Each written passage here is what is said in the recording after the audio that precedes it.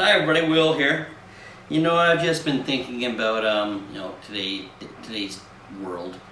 How expensive things are and how much the cost of living is.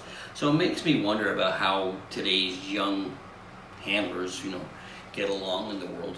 So that brings me to this week's top 10 list. The top 10 things your banker says when you tell them you show dogs. Number 10. Show them what? Number 9. How can I stop my dog from eating their own poop?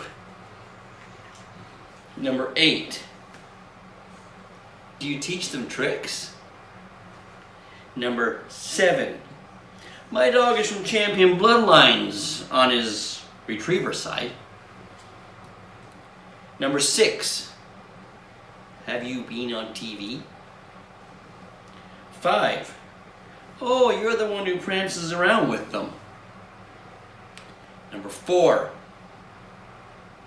Do you know Cesar Millan? Number 3. People pay you to do that? Number 2.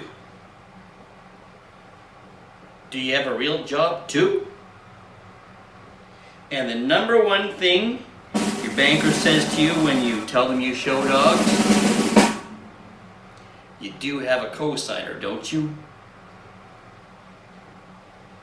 There it is. Take us away, Doc.